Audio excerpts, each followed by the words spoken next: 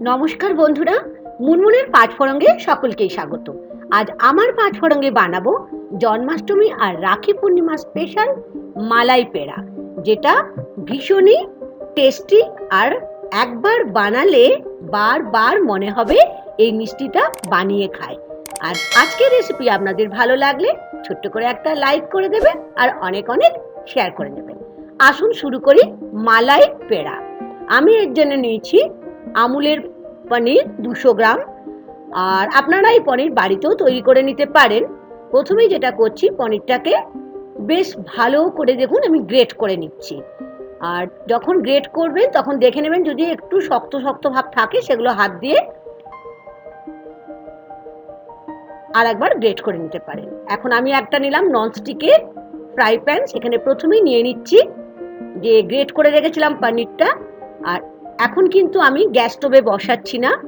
আর এখানে নিলাম 1 কাপ গুঁড়ো দুধ, যে কোনো ব্র্যান্ডের আপনারা গুঁড়ো দুধ ব্যবহার করতে পারেন।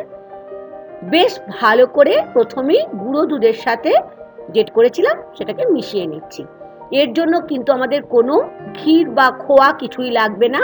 আর নিলাম 1/2 কাপ দুধ, যেটা আগের থেকে আমি ঠান্ডা করে রেখেছিলাম। দেখুন ঠিক এরকম ভাবে পনির, গুঁড়ো দুধ আর নর্মাল দুধের সঙ্গে মিশিয়ে নিলাম। এখানে নিচ্ছি 4 থেকে 5 চামচ বড় চামচের চিনি।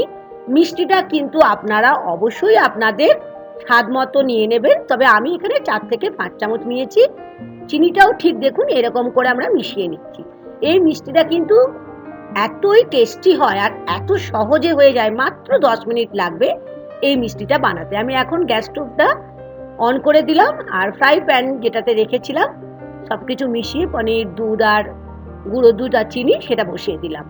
এখন কিন্তু আমাদের মিডিয়াম ফ্লেমে কন্টিনিউয়াসলি মানে অনবরত নাড়তে হবে, তা না হলে ধরে যেতে পারে। আর একটা ছোট্ট টিপস দিয়ে রাখি, যখন এই প্যাড়াটা তৈরি করবেন অবশ্যই ননস্টিকে করবেন, তাহলে লেগে যাওয়ার সম্ভাবনা একেবারেই থাকবে না। দেখেছেন এখনো কিন্তু দুধটা সাইড থেকে বের হচ্ছিল, মানে শুকায়নি। এখন একদম দুধটা শুকিয়ে গেছে। আমি গ্যাসের ফ্লেমটা বন্ধ করে দিয়ে দিচ্ছি এলাচের পাউডার 1/4 চামচ। যদি এলাচের পাউডার না থাকে তাহলে এলাচ গুঁড়ো করেও দিতে পারে। আর যদি আপনাদের ইচ্ছে হয় এখানে কেওড়া জল বা গোলাপ জলও 1/2 চামচের মতো দিয়ে দিতে পারেন, তবে আমি ব্যবহার করিনি। এখন খুব ভালো করে এটাকে মিশিয়ে নিয়ে এলাচের গুঁড়োর সঙ্গে একদম ভালো করে আমাদের ঠান্ডা করে নিতে হবে। আমাদের মিক্সচার তো রেডি হয়ে গেল মালাই পেড়া বানাবার জন্য। মালাই ছাড়া মালাই পেড়া খুব মজার একটা পেড়া হবে, কিন্তু খেতে হবে দুর্দান্ত। আর রাখি পূর্ণিমা তো আজ তো রাখি পূর্ণিমা, সুতরাং আপনারা বাড়িতেও বানিয়ে নিতে পারেন। হাতে একটুখানি দেখুন আমি ঘি নিয়ে নিলাম, তারপরে যেমন করে আমরা একটু আটা মাখি না, ঠিক সেরকম ভাবে আমরা এটাকে হাত দিয়ে হালকা হালকা করে মেখে নিচ্ছি। তার কারণ যদি কোনো ডেলার মতো থাকে তাহলে সেটা দেখলেন আমি কি করলাম। হ্যাঁ, আমি প্রথমে একটুখানি ঘি নিয়ে নিলাম হাতের মধ্যে, তারপরে ঠিক এইরকম ভাবে দেখুন, ঠিক এরকম ভাবে আস্তে আস্তে আমি লাড্ডুর সাইজে, আপনারা সাইজটা অবশ্যই নিজেদের পছন্দ মতো করবেন। আপনারা প্যারা টাইপেরও করতে পারেন চ্যাপটা করে, কিন্তু আমি এখানে 2 রকম সাইজ দেখাবো।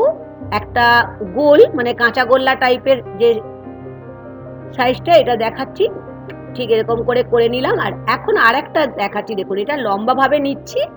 লম্বা ভাবে নিয়ে আমি এখানে নিচ্ছি গুঁড়ো দুধ, সেটার উপরে হালকা করে দেখুন রোল করে নিচ্ছি।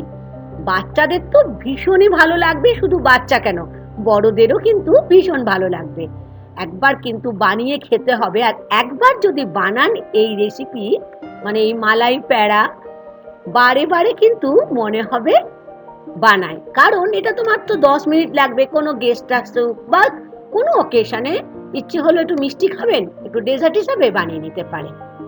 ঠিক দেখুন এরকম ভাবে আমি সমস্ত মিষ্টিগুলোকে গুঁড়ো দুধের মধ্যে গড়িয়ে গড়িয়ে বানিয়ে নিলাম। এখন আমি দুধের মধ্যে নিয়ে নিলাম একটু জাফরান, এটা ডেকোরেশনের জন্য। আপনাদের কাছে না থাকলে জাফরান কোনো অসুবিধা নেই, আপনারা পিস্তা দিতে পারেন, কাজু নাট দিতে পারেন, কিশমিশ দিতে পারেন। দেখুন আমি একটা একটা করে টুথপিকে ঠিক এরকম করে লাগিয়ে নিচ্ছি। দেখেছেন কি দারুণ মিষ্টিটা তৈরি হয়েছে, খেতে কিন্তু ভীষণই টেস্টি হয়েছে। আর আজকের রেসিপি ভালো লাগলে অবশ্যই লাইক আর শেয়ার করতে ভুলবেন না। আর যদি নতুন বন্ধু হয়ে থাকেন আমার চ্যানেলটিকে সাবস্ক্রাইব করে নেওয়ার অনুরোধ থাকলো। আমি ওপরে একটা একটা করে কিশমিশ দিয়ে দিলাম, আপনারা আপনাদের পছন্দ মতো ড্রাই ফ্রুটস দিয়ে সাজিয়ে নিতে পারেন। তাহলে জন্মাষ্টমীর জন্য বানিয়ে ঠাকুরকে নিবেদন করতে পারেন, কৃষ্ণ ঠাকুরকে, বা রাখি পূর্ণিমাতে ঠাকুরকে প্রসাদ দিতে পারেন, কিংবা ভাইদের হাতে রাখি বাঁধবার সময় একটা মিষ্টি তাদের হাতেও তুলে দিতে পারেন। দেখুন আমি ভেঙে দেখিয়ে দিচ্ছি কতটা ভালো হয়েছে। আজ এই পর্যন্ত বন্ধুরা, থ্যাংক ইউ।